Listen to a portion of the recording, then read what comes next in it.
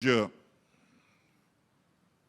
të gjitha këto janë pjesë e një përballje shumë të qartë midis çfarë Shqipërie duam ne, si e duam ne Shqipërinë në 2030-ën, në 2035-ën, në 2040-ën, si e duam ne zhvillimin, çfarë turizmi duam ne, si e kuptojmë ne vënien në dispozicion të natyrës dhe të bukurive të natyrës për ekonominë e njerëzve. Ne nuk jemi zogjë. Prandaj ne duhet të mbrojmë zogjt dhe të shtojmë zogjt dhe ta gjejmë rrugën që nga bashkëtesa mes nevojave tona dhe nevojave të zogjve të krijohet një ekonomi virtuoze. Dhe kjo është sfida. Kjo është sfida. Dhe për këtë po punojmë. Dhe për këtë po përpiqemi. Çfarë Shqipërie duam ne? Duam një Shqipëri që të bëjë rolin e një figure globale që vendos kush ka drejtë e kush e ka gabim në botë. Jo. Unë jo një. Unë dua një Shqipëri që të ketë sa më shumë miq, që të ketë sa më shumë aleat, se boll ka jetuar gjithë jetën vetëm me kundërshtarë. Unë dua një Shqipëri që të jetë një vend në miqësi të ngushtë me Izraelin, me vendet arabe, dhe me Turqinë, dhe me Greqinë, dhe me Europën. Dhe pse na duhen këto miqësi?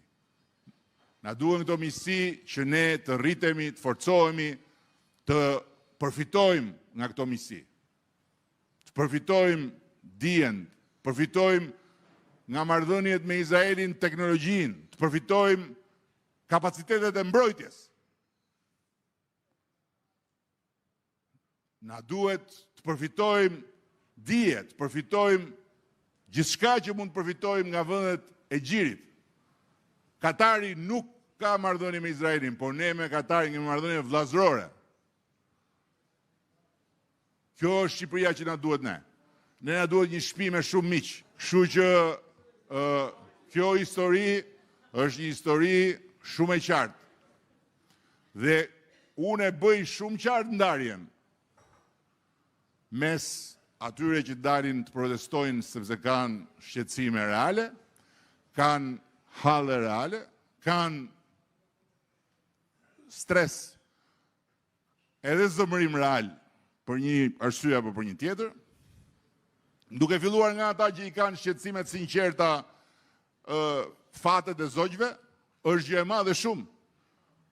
Është gjë e madhe shumë, sepse në këtë bulevard janë vrarë njerëz. Me pushkët e shtetit janë vrarë njerëz për të protestuar, pa bërë asgjë. Sot është gjë shumë e madhe që është bërë bulevardi i Tiranës si karnavalet e Rio de Janeiros që i ndjek gjithë bota.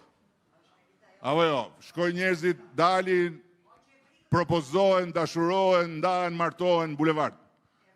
Dhe kjo tregon që ne kemi krijuar kushtet që në këtë vend të lulëzoj edhe në këtë formë liria dhe demokracia, ca dalin atje, ca shohin futboll, ca lozin basketboll, ca pin kafe, po kjo, po qohu nga kafja,